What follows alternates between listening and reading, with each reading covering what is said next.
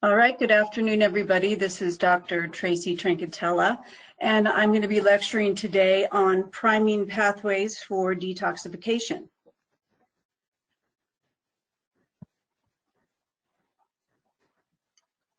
I am a naturopathic doctor. I've been in practice for about 20 years.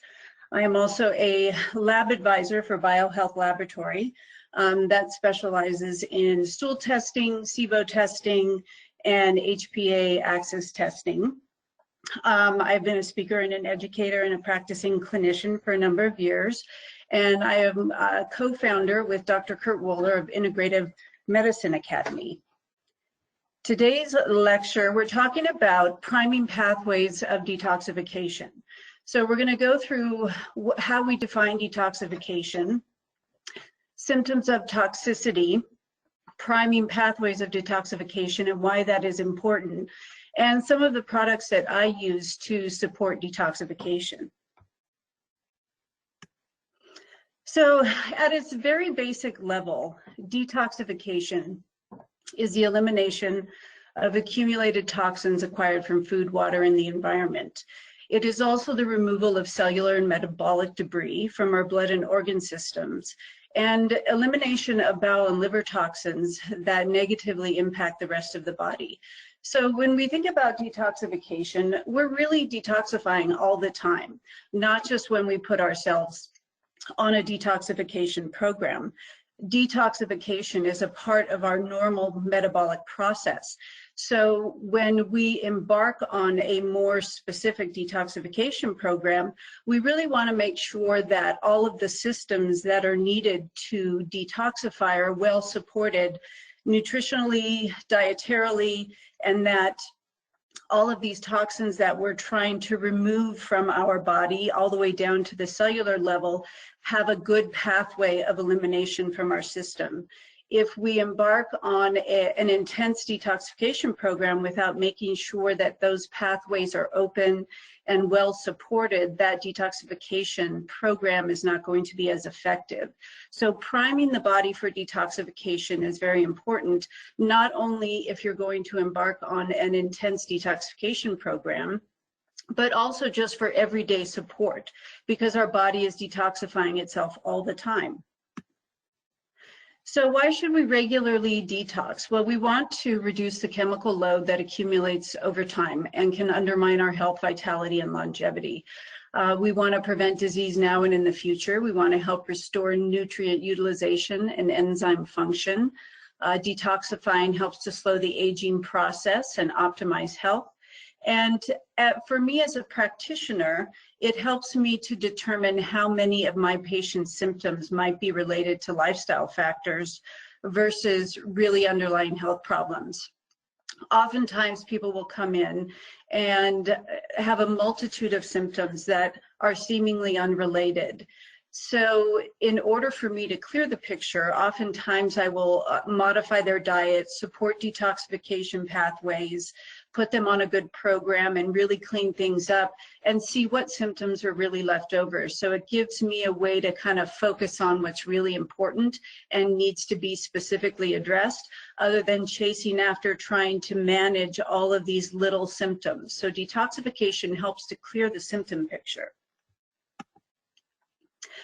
So signs and symptoms of toxicity. This is not all that you would see in somebody who's experiencing an overload of toxins. There's many more symptoms, but these are just some of them that are common that I would see people come in with, oftentimes with several of these symptoms. And this is why I would choose to put somebody on a detoxification program or help to prime those pathways of detoxification. The symptoms are very generalized, but they do contribute to a poor quality of life. So if we can get them feeling better on a very basic level, people often feel a lot better. And because they feel better after following a program that helps to prime those pathways, they feel more encouraged to pursue more difficult things or more aspects of their health that need to be specifically addressed. So let's talk about supporting the process of priming these pathways through good nutrition and lifestyle. There's a number of things that we can do. So when I talk about a detoxification lifestyle, these are really basic concepts, but we have to pay attention to them because not only are they foundations of good health, they are foundations that allow our body to effectively detoxify. So diet is always going to be the cornerstone of any good program. So we have to consider diet, and we'll go into more detail about all of these topics here. So diet is the cornerstone of any program. Water consumption. Most people go around being somewhat dehydrated all the time. Providing people with adequate nutrient support, with usually in the form of some kind of multi-pack, multivitamin supplement program that helps to support all of those pathways and gives them the key nutrients that are necessary to support all of those detoxification pathways. Involving exercise and movement therapy. Some people are very sedentary in their daily lives. We do a lot of screen time, a lot of computer work. So getting up and moving frequently, whether it's a regular exercise program or just walking, anything that incorporates movement gets those engines moving and helps people to get their circulation going and push those pathways of detoxification. Sweating is also very important, which can come from heavy exercise or it can come through sauna. Sweating is an excellent way to detoxify through our skin. Improving bowel elimination and bowel function. And this is a big topic because a lot of people have a lot of gut issues. And it often becomes a major focus in and of itself before we can actually detoxify somebody, because if they don't have good bowel function, that's a primary way of eliminating toxins from our body. So we have to make sure that people have good bowel function before really pushing those detox pathways. And we also want to support liver detoxification pathways. Your liver detoxifies in, well, essentially 2 phases. I like to say that there are 3 phases of detox, because the third phase for me is bile production and elimination, because that's where a lot of the toxins that your liver packages up through phase 1 and phase 2 detox, dumps them into the bile, and that bile has to be fluid enough and get released into the small intestine to be released through the stool. So supporting bowel and liver detox is a major focus in any detox program. So dietary recommendations. So this is the cornerstone of any program. So you want to think about not only the quality of the food that you're consuming, but how you're structuring your meals. So you want to try to eat meals at regular intervals to support digestion and elimination and blood sugar, especially for people who tend to be a little hypoglycemic. You have to eat regularly. Try not to snack between meals, where you can leave at least a 4-hour interval in between meals to allow for digestion and absorption and assimilation. Also, by allowing your body to effectively digest a meal and giving time between the next meal allows you to push things through the intestine. That's when that migrating motor complex is active, and it sweeps things through your small intestine so that you can effectively absorb the nutrients from your food and sort of process that solid waste and get rid of the waste that you don't need from your meal. You want to try to keep meals balanced, including a source of high quality protein, select carbs, and healthy fats. And we'll go into more detail about that. You want to build meals around vegetables and protein and add fats for cooking, flavor, dressing, condiments. And I'm not a proponent of a really low fat diet. That's not what I'm proposing here. It's just that we can always get fats in through salad dressing, through oils that we're cooking with, and other forms of food. So if we build our meals around vegetables primarily, adding a source of protein, and then bringing fat in for flavor, you're going to have a pretty balanced meal there. You also want to cook and store foods in non-reactive pots and containers, using really high quality stainless steel for cooking. Cast iron is fine if somebody doesn't have an iron overload, and storing foods in glass containers. Plastic lids are okay as long as it's not really in contact with the food. So you want to make sure that you're not acquiring more toxins through your food preparation. So the pots and containers that we use are important. All right, so when it comes to your diet, what should we eliminate? Well, processed sugar, I think a lot of us know that. You know, the American Heart Association gave new recommendations on the amount of added sugar that we should have in our daily diet. And for women, that's about 25 grams a day. For men, it's about 37 grams a day. Sugar is there's about 4 to 5 grams per teaspoon. And you could get that much added sugar in a carton of sweetened yogurt. So it's very easy to consume that much sugar. So people need to start really reading labels and looking at the amount of sugar in the food that you're eating. You'd really be surprised at the end of the day how much sugar you're actually getting. Other ones that are probably obvious to you: white flour, processed grains, artificial ingredients and chemicals, excess caffeine, preservatives. So artificial ingredients, chemical additives, preservatives, we know that when we read food labels, they're going to look like chemicals more than they do foods that we recognize. So if there's a lot of that in the foods that you're consuming, and these are mostly going to be in processed and packaged foods, those need to be eliminated from the diet. Hydrogenated oils and vegetable oils. Hydrogenated oils are very stiff and rigid. And if we think about every cell in our body has a bilipid membrane. So it's composed of this fat layer around each cell.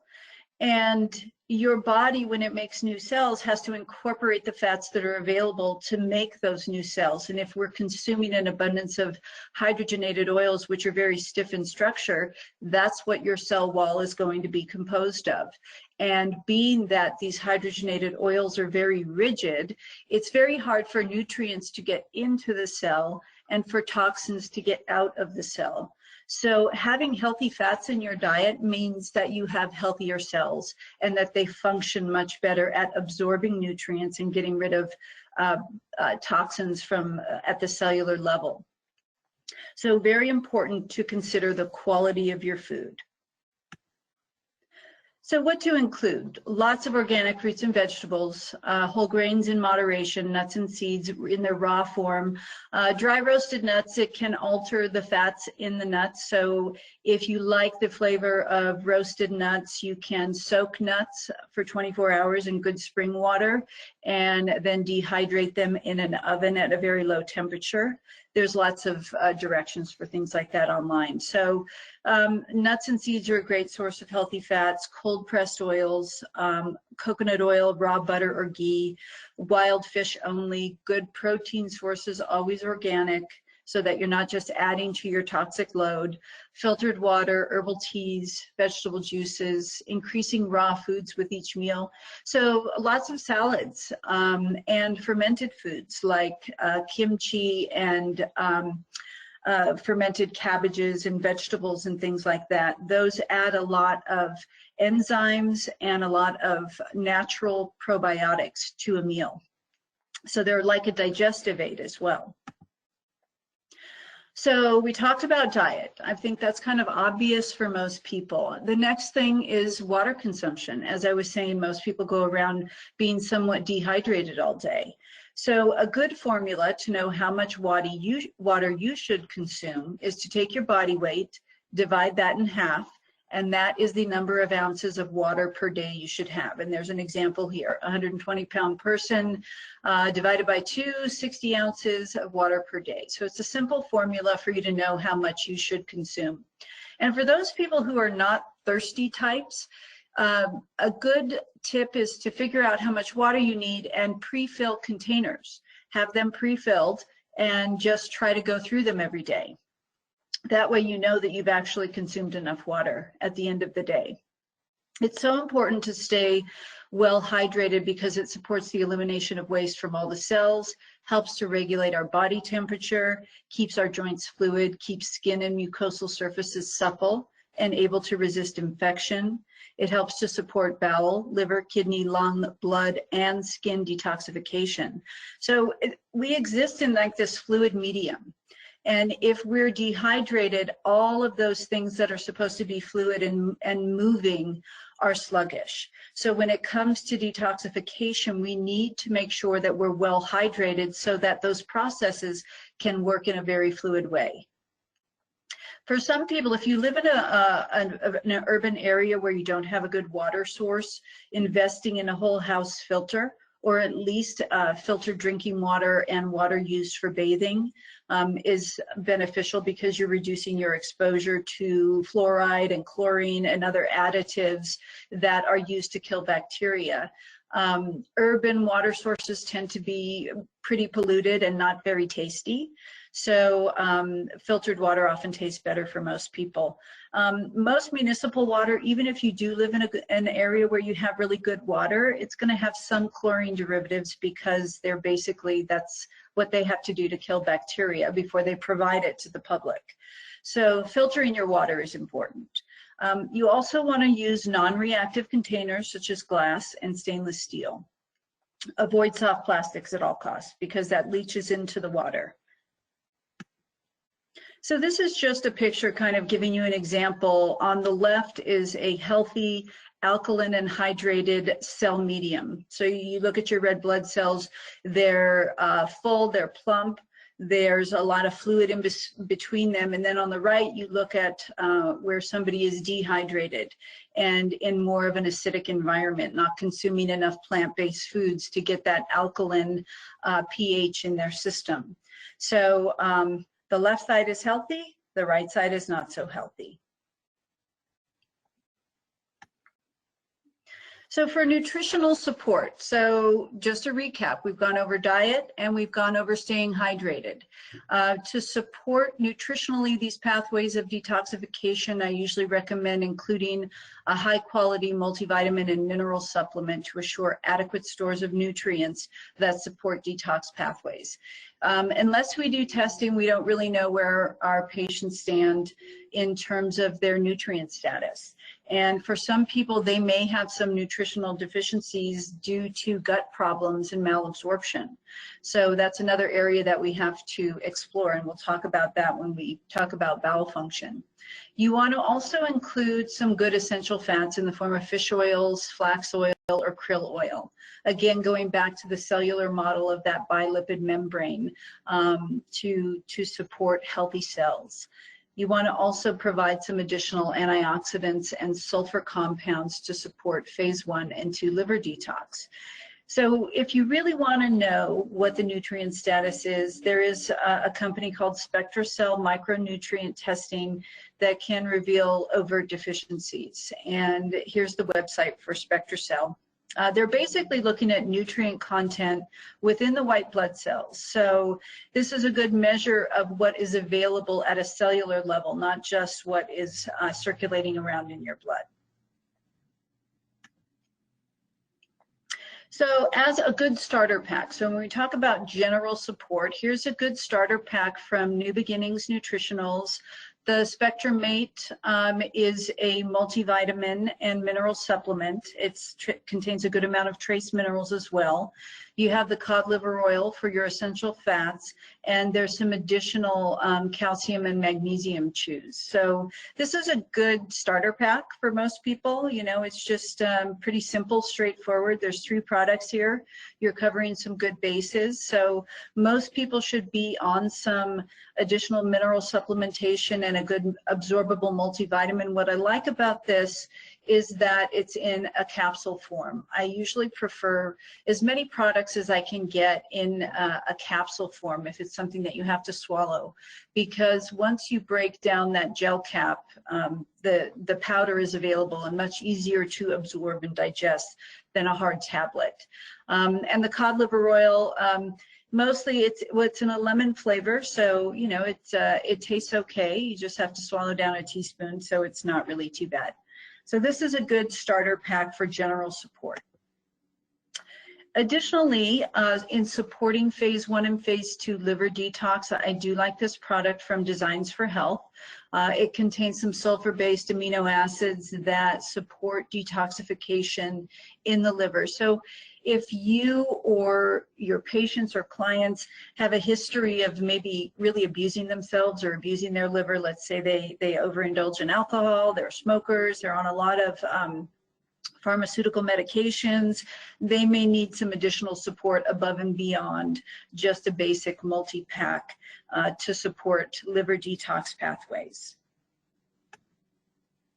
And additional antioxidants. So you use up a lot of antioxidants in phase 1 detox. So, you know, people who are under a lot of stress, have a poor diet, are exposed to a lot of toxins, usually burn through their antioxidants pretty quickly. So supporting them with a good antioxidant blend is another aspect of that general nutritional support. And this is a product here from New Beginnings Nutritionals. And more specifically, as I was mentioning, using sulfur-based compounds, glutathione is a major antioxidant and a major supporter of liver detoxification. So getting really specific down to the glutathione, you have to use a liposomal formula to get good absorption with glutathione. There's only 2 good ways of getting it. One is intravenously, the other is from a liposomal formula. And this product also is from New Beginnings Nutritionals, and it's a great form of glutathione. It's taken as a liquid, a half a teaspoon to a teaspoon, and it gets incorporated into your cells very readily. Exercise and movement. All right, so exercise, I see it as really stoking the fire of detoxification. When you're moving on a physical level, you're moving on a cellular level. Things are happening at a faster clip because you're forcing them to. I really feel like exercise gets the engine moving. It increases movement on all levels. It increases your metabolic rate and enhances elimination of waste through breathing, sweating, and increased circulation. Exercise and movement improves bowel and kidney elimination as well. So you're getting things moving. Optimally, you want to exercise 4 to 5 times per week for 30 to 45 minutes. You know, that should be a minimum. There's lots of great programs out there online or just getting outside and walking. For people who have balance issues, even doing something like a rebounder, which is like a mini trampoline. You can even get them that they have handles so people can hang on to them and just bounce up and down to get those lymphatics moving. That also helps with detoxification. Movement is really important. I prefer to have people exercise in the morning if at all possible, because you're more likely going to stick to a program if you do it in the morning and make it a part of your normal routine. And if you're just doing 30 minutes of exercise, you know, if you really think about it, people can kill 30 minutes on social media. So why not commit to an exercise program that only takes 30 minutes of your time? And if you do it in the morning, before you have other things that are competing for your time and energy later in the day, you're going to be more likely to stick with it. So try and do it in the morning. And just breathe, stretch, move, and get outdoors. Even during times if you have a sedentary job where you have to sit in front of a screen, getting up or setting a timer on your phone, anything that tells you to get up and move for a few minutes. You know, jog in place, stretch, breathe deeply, walk outside, do something to kind of break up that sedentary time. All right, so another aspect of detoxification is sweating, you know, so we're talking about eliminating through our skin, which is a very efficient way of detoxifying because so many of our toxins are stored in our subcutaneous fat. And, you know, your body tries to push toxins away from the vital organs if at all possible. So storing toxins in fat is safer than allowing it to store up in your vital organs and impeding function. So when we sweat, we can push those toxins out through our skin because they're just right under the surface. So it's a very effective and efficient way of getting rid of toxins. Instead of pushing it through the liver or the kidneys where you're using up a lot of nutrients to make that detoxification process happen, you're basically pushing it out in the sweat. So you just have to make sure that you're well hydrated in this process and that you have a good store of electrolytes. So drinking enriched waters that have a little potassium and sodium make this process a little bit easier. Exercise and sauna are both excellent ways to increase body temperature and induce sweating. So we're going to talk a little bit about sauna. So there's two different kinds of sauna. You have the convection heat saunas, which is kind of like an oven. You know, you just get in, the air is very heated. They're usually pretty hot in there. And then you have the far infrared sauna. With a convection heat sauna, these are usually what you'd find available like at a health club or a spa. And, you know, so they're less efficient than an infrared sauna. They don't penetrate as deeply, but you do sweat. I mean, how could you not sweat, right? You're in something that's up to 120 some degrees, so you know you're going to sweat. And if that's all somebody has available to them, they can't access an infrared sauna, then I say go for it. At least you're getting somebody in there to sweat. So for people who are also very sensitive to heat, you have to be careful about sending them into a sauna, or if you yourself are sensitive to heat, you have to do it in short bursts. You know, maybe going in for 5 minutes and coming out, and then the next time you do 6 minutes. So you might have to work up to it. So because it's very hot in there, and some people who tend to have low blood pressure, if their blood vessels dilate in the presence of being in a very hot environment, they can get really low blood pressure and start to feel dizzy. So again, making sure that somebody is well hydrated and is got some good electrolytes on board can help to prevent that feeling of weakness. With far infrared sauna, the nice thing about it is it's more effective at lower temperatures. So it's more of a radiant heat. It's kind of like sunlight. It heats your core body temperature more efficiently, so sweating occurs with lower temperatures. So it's great for mobilizing toxins beyond just the subcutaneous fat. It's often used to really release toxins like at the cellular level. So it's definitely a more advanced way of detoxifying through sweating, but it's also a great way to push things out of the system. It helps to mobilize things, basically, is what it does. So again, when you go into a sauna, it's a way to mobilize toxins that have been stored. So you have to consider all of the other factors that are supporting or priming those pathways of detoxification. If you're going to set all of these toxins in motion, where are they going to go? You want to make sure that they have an avenue of being released from the body, and that your body is, once it gets flushed through your liver or your kidneys, that you're supported enough to be able to effectively get them out of the body. The benefits of sauna: increased circulation, relaxation and endorphin release, hyperthermic effect, immune stimulation, and improved mobility through relief of pain and stiffness. So heating up the body makes it feel more mobile. It's like being, the fluids in your body are more fluid that way. The hyperthermic effect and the effect of stimulating the immune system comes from raising your body temperature. It's like when you have an illness, you have a cold or a flu, and you get a fever. That's a natural process that your body should go through, because there are certain bacteria and viruses that don't survive at elevated temperatures. So when you heat up your body, it helps to lower the load of bacteria and viruses, because they often don't survive at a higher temperature. So this is just a picture what a convection sauna would look like.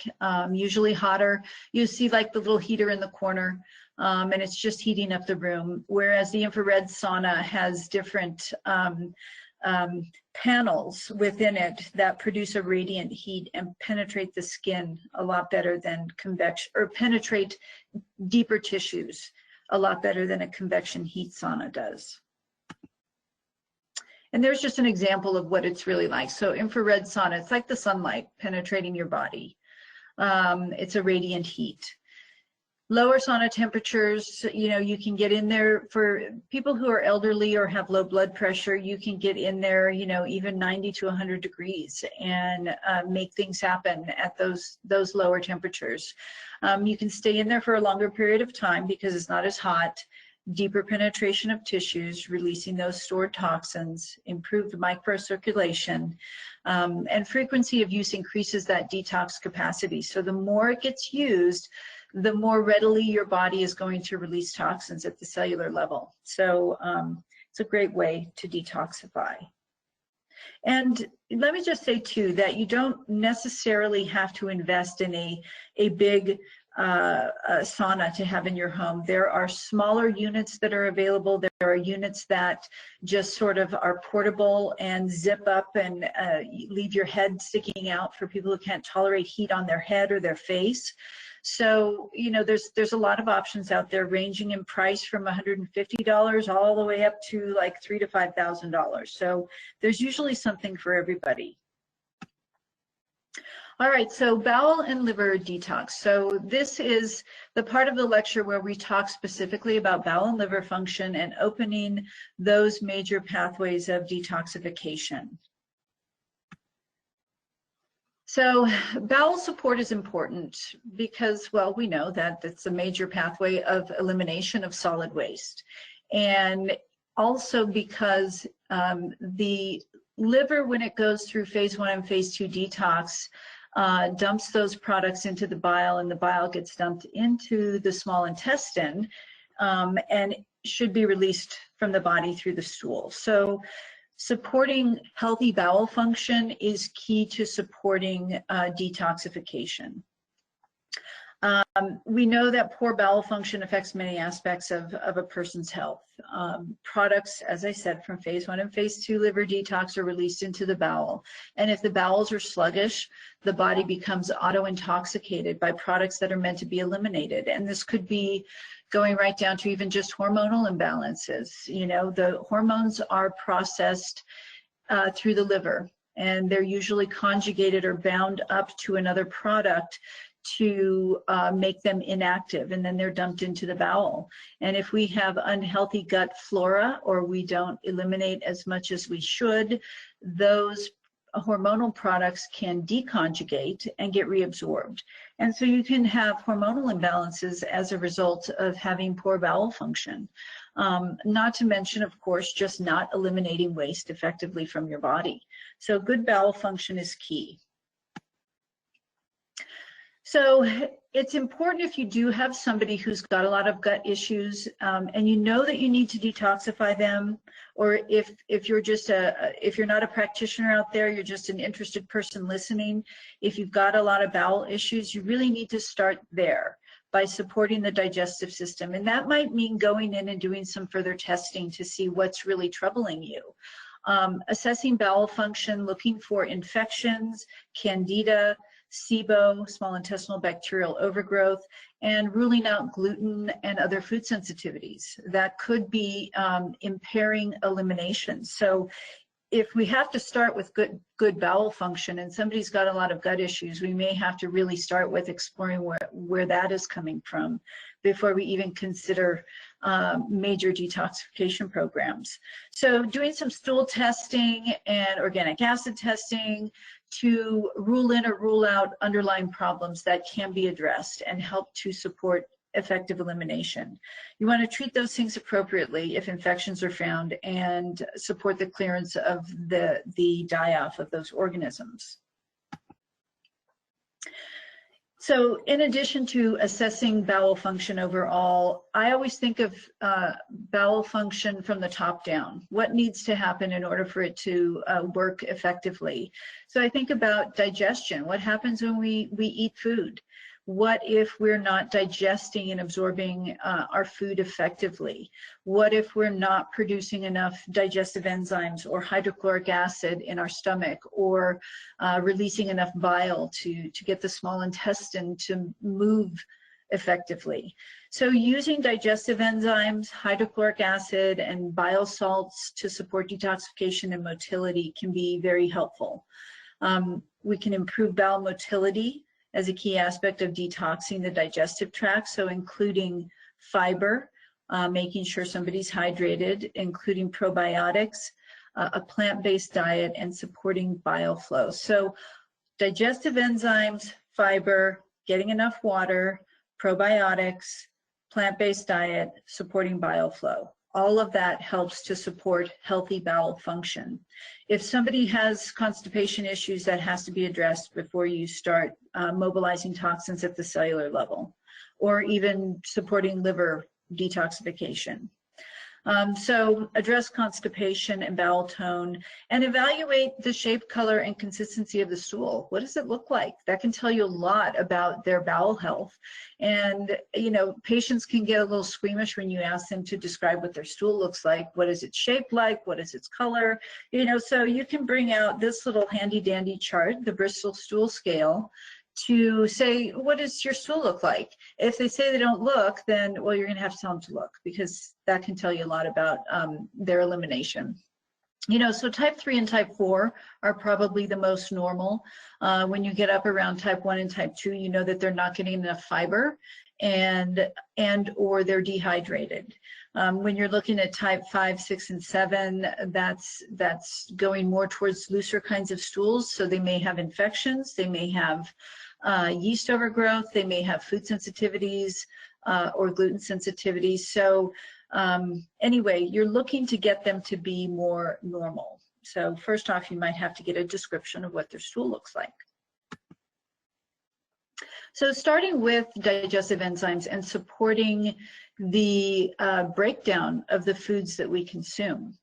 In our stomach, we produce hydrochloric acid, gastric lipase, pepsinogen, and intrinsic factor, which helps us to absorb B12.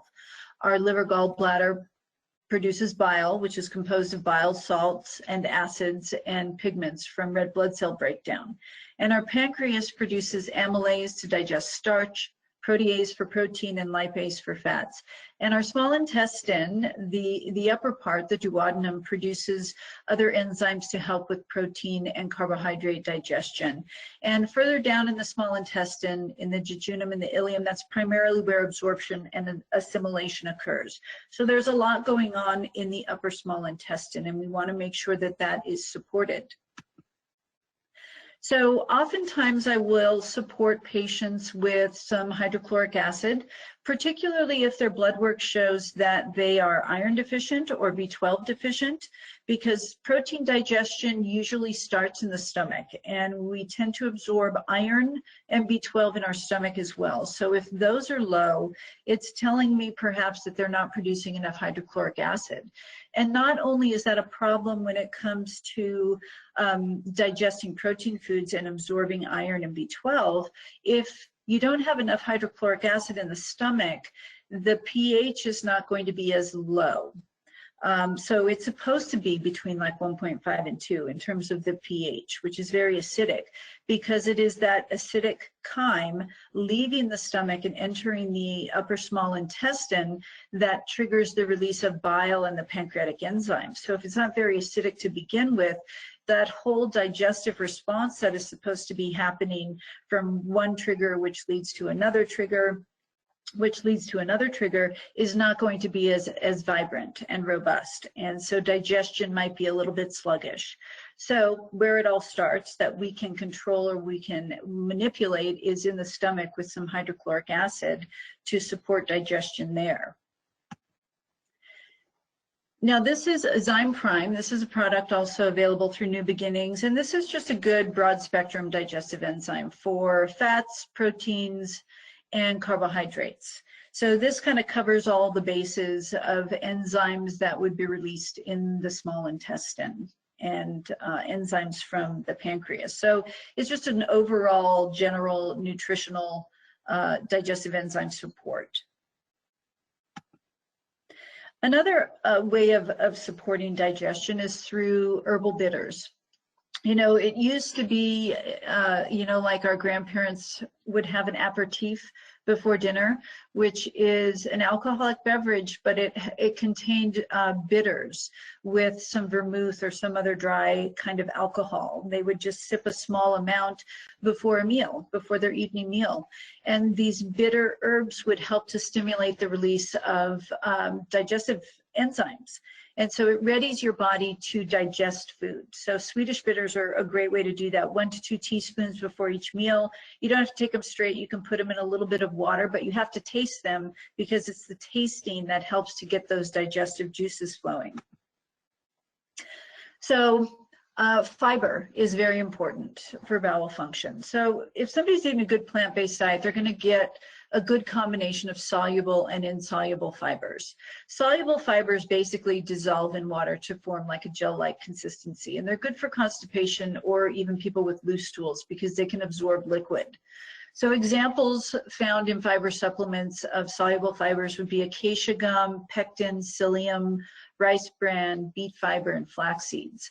Insoluble fibers do not dissolve in water, and they're best for people who have really intractable constipation. It helps to bulk up the stool. Examples found in fiber supplements would be cellulose, hemicellulose, and lignans. So when you're reading a fiber product, you want to look and see if, if it's composed mostly of insoluble or soluble fibers. So the effect is what you want to do is like have a bulking and hydrophilic effect. So fiber plus water helps to bulk up the stool and stimulate peristalsis. Bowel tonifiers, some people just have like a kind of lazy bowel. It just doesn't contract very well. It's lost tone. So using things like Triphala, which is an Ayurvedic herbal formula that I like to use with people who have very sluggish bowels, because you can use it long term. It doesn't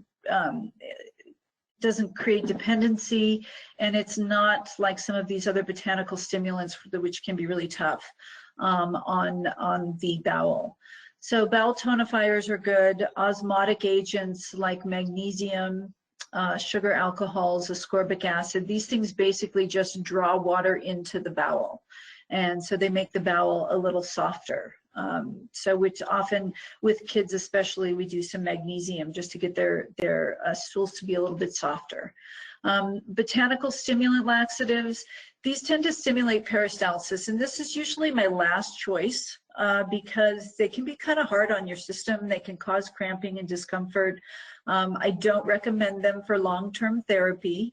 And they can work for some people if you're doing a short-term detox and you really want to get things fleshed out. But for me, I like to think of more long-term function of saying, okay, what's going to be useful long-term that this person can use. So things that are more stimulant would be senna, cascara sagrada, and aloe. So those are a little harsher, but can be used short-term. So here's a good example of a fiber product. Again, this is available through New Beginnings Nutritionals, True Fiber. It's got a good amount of soluble fiber. It's got some enzymes in it. It's usually well tolerated. It mixes in with water pretty clearly, so it's pretty easy to get down. And it's also got a little hemicellulase, which is an insoluble fiber, so it's got a good mix of both. And it can be taken long term. So this is an example of a good fiber product. As I was mentioning, Triphala, I recommend this a lot for people who have poor bowel tone. And let's say it's like been an ongoing thing for most of their life, and they're probably going to have to be supported in some way. So I will have them do some Triphala. This is a combination of Triphala and magnesium hydroxide. So this product seems to work really well for people who just have chronic ongoing bowel issues. And it's pretty mild, doesn't seem to cause cramping or anything like that. So for people who also just have, in addition to their bowel sluggishness, you just know that they've got a lot of toxins in their gut. And once you start to get things moving, maybe they're not going to feel so well. So doing something like GI Detox Plus from Botanical Research is a great product to help bind up toxins. This is kind of it has more of a physical action because it's clay, activated charcoal. It's really a binder, so it binds up toxins. It does make the stool a little bit gray, so I always like to inform people of that ahead of time so they don't think something is wrong because it's got the charcoal in it. So this is really good if you feel like somebody's just got a very queasy, uncomfortable, gassy kind of gut. Having them do some GI detox to bind up some of that toxic product in their gut can be a good way to go to just get them feeling better pretty quickly. So probiotics are very important. I mean, there's a lot of talk out there about the importance of the microbiome and its influence on our health and how we basically interact with our environment and how these bacteria are a part of us and a part of our environment, and that they can direct so many different things in our bodies, our immune system, our hormonal balance, how we digest and absorb our food. So it's great that there's so much awareness of the microbiome and the important influence it has on our overall health. So in addressing just bowel function in general, probiotics can help to improve transit time, reducing the overgrowth of less desirable bacteria, increases stool frequency, and improves stool consistency. And you can see this, just have your patients refer to the Bristol Stool Scale. Choose a multi-strain probiotic and rotate products and strains of bacteria. There's so many different bacteria in our guts, we can measure some of them. But we can't measure all of them. So in terms of understanding what we need and what we don't need, you can do specific stool testing to look at levels of lactobacilli and bifidobacter. But doing rotating strains, different strains of bacteria can be very helpful to just get a different complement of bacteria. I prefer to have people dose these at night to encourage adhesion and proliferation. Usually they set up a little better when you're at rest. And if they're going to cause any bloating or discomfort initially until your body gets used to them, you're going to be asleep. So that's always a better way to go. Here's an example of a product from Research Nutritionals. This is available through New Beginnings or directly through Research Nutritionals. Core Biotic, it's a soil-based probiotic, good complement of products there. It's good for people who may be sensitive to probiotics. So this would be a good one to start with, of just replenishing some good flora in their gut. This is also another product from New Beginnings, ProBio 100. It's got a good combination of lactobacilli and bifidobacterium. So this is just a good general probiotic to start with. All right, so let's talk about the liver and gallbladder and how to support one of the most important organs in detoxification. So we want to address liver support after bowel function has improved, because all the product from the liver is going to dump into the bowel. So we have to have good bowel function. Liver clearance with poor bowel function often leaves you feeling worse. Optimizing digestion through enzymes or bitters and bowel function will support liver function and clearance by opening pathways of elimination in the liver. So the basic functions of the liver: it receives nutrients and other products from the intestines and other organ systems, metabolizes, stores, and distributes these products to the blood and bile. The hepatocyte, which is the basic functional unit of the liver, is responsible for producing bile, storing glucose, distributing nutrients, storing fat-soluble vitamins, and detoxification. So it's got a big job. It does a lot. It's like a little factory that multitasks constantly for us every day. So taking care of your liver is really important. And this is just, this is the biliary tree. And I talk a lot about bile function and production as a way of detoxifying and also stimulating movement in the small bowel. Good bile production and secretion is very important. And this basically just shows where the bile is produced and where that common bile duct passes through the head of the pancreas to be released via the sphincter of Oddi into the upper small intestine. So bile and pancreatic enzymes are basically released into the upper small intestine through the same opening. So for people who have bile issues, or let's say they have gallstones, if you have gallstones that get stuck in that common bile duct or even block the sphincter of Oddi, it could certainly affect pancreatic function. And what I don't really mention here in this lecture is the importance of pancreatic production of enzymes. You know, you even hear on the radio now discussion of exocrine pancreatic insufficiency or pancreatic exocrine insufficiency. No, it's EPI, exocrine pancreatic insufficiency, where people aren't producing enough pancreatic enzymes and they present like a person with SIBO. And so the symptoms are very, very similar. So again, when you're addressing bile function, you have to start from the top down. Think about what's happening and what's supposed to be happening in the upper digestive tract that may be affecting what's going on down below. So in a liver and gallbladder detox, basically, you know, you got to think about the liver. It processes toxins, metabolic byproducts, drugs, chemicals, and hormones. You know, it has to get rid of all of that through phase 1 and phase 2 detoxification. I also refer to phase 3 detoxification as basically bile production and bile flow out of the biliary tract, because all of these products are going to be dumped into the upper small intestine. And in phase 1 detox, that's the oxidation reduction pathway. That's where you have a need for B vitamins, antioxidants, so that your body can process things through that first phase of detoxification. You've got to have adequate support in phase 2 detoxification with good sulfur groups and amino acids and glutathione, because oftentimes the products from phase 1 detox are more toxic than they were before they entered phase 1. So they get sucked up into phase 2 detoxification to conjugate them, to bind them up, to make them less toxic so our bodies can efficiently get rid of them.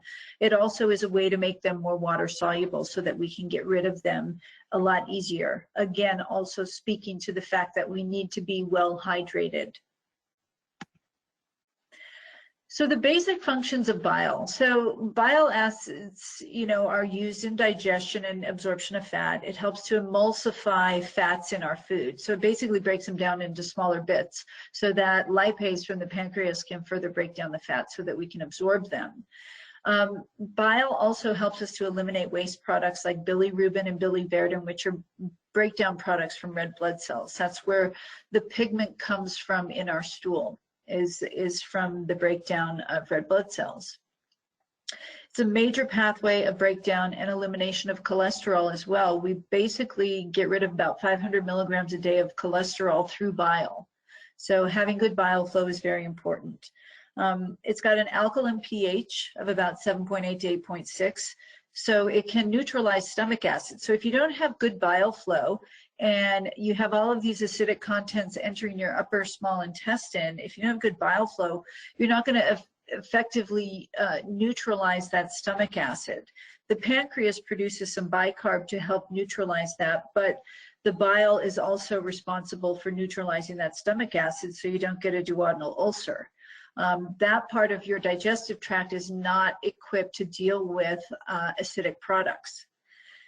It also stimulates peristalsis via the migrating motor complex. There's a lot of talk of the migrating motor complex in SIBO. We hear about that a lot because there's a dysfunction or a dysregulation in the migrating motor complex when it comes to SIBO. So all that product is sitting in there from your food digestion. It's not moving through effectively. And so bile production and bile flow is very important in the context of SIBO because it helps to stimulate and regulate movement in the small intestine. Also helps to promote the absorption of fat-soluble vitamins. So in supporting phase 3 of liver detox, we just want to make sure that we are getting enough fat in our diet. So you want to eat enough fat, good fat, healthy fats, fluid fats, coconut oil, ghee, olive oil, flax oil, avocados, nuts, all of those things that are good healthy fats that stimulate the production of bile. Bitter herbs like the Swedish bitters.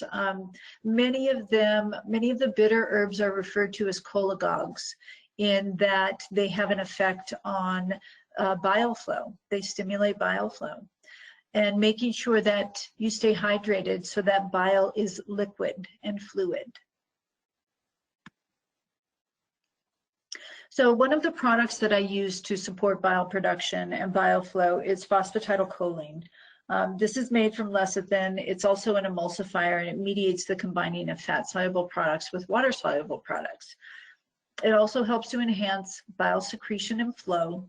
It prevents cholestasis, so sluggishness of the bile, helps to keep that bile liquid, can prevent gallstones.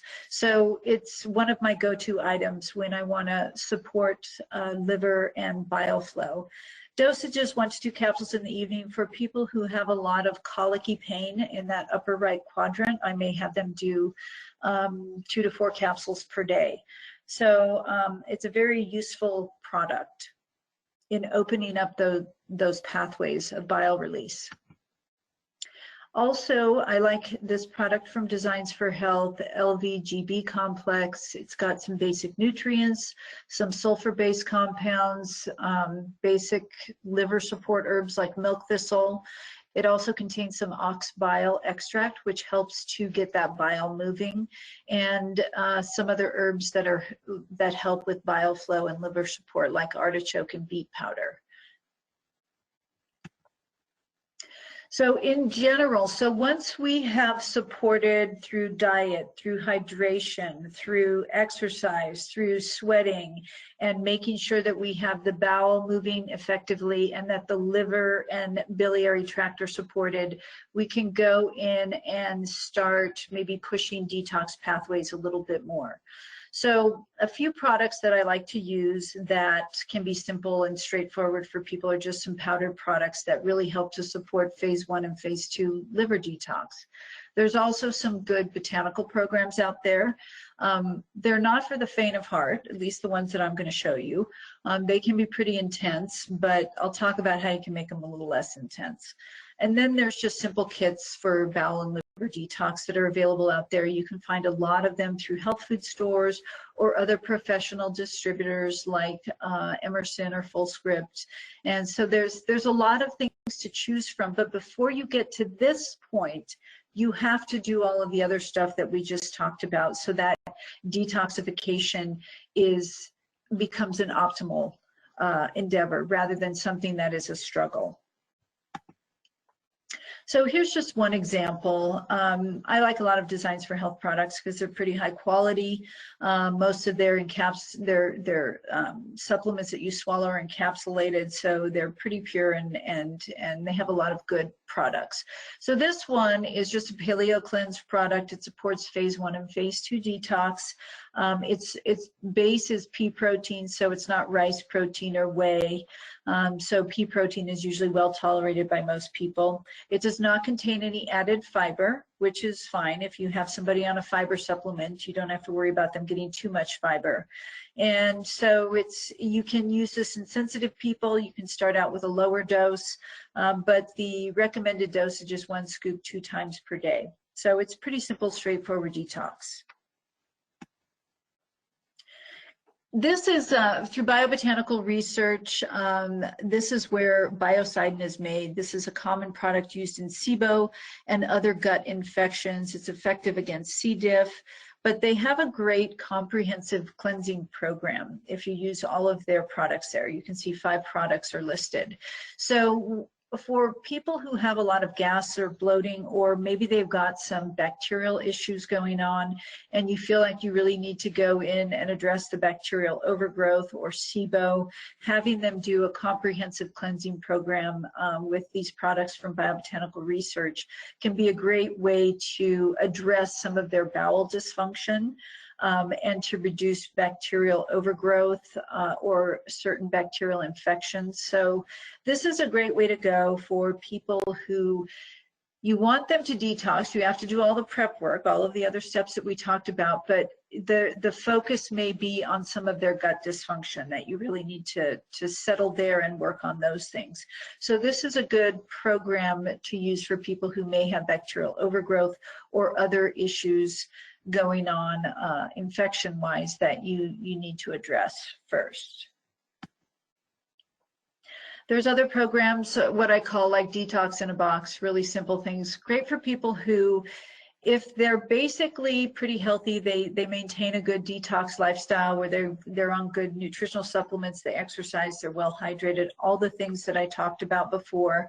And they tend to be kind of busy people, and maybe once or twice a year they just want to have a boost. And put themselves on a more restrictive program. So there's a lot of good professional grade products available. And here's an example. So here's Pure Paleo Cleanse Plus. So this is like the other version, but it comes as packets.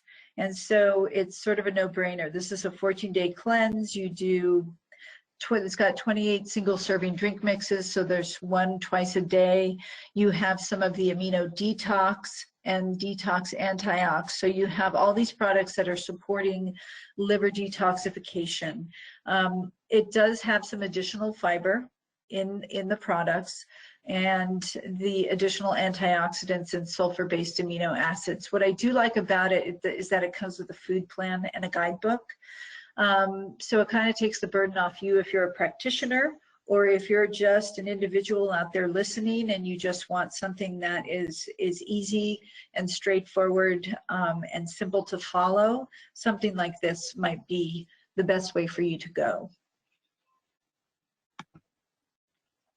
And these are the Botanical Products. This is from herbdoc.com, Dr. Schultz's products.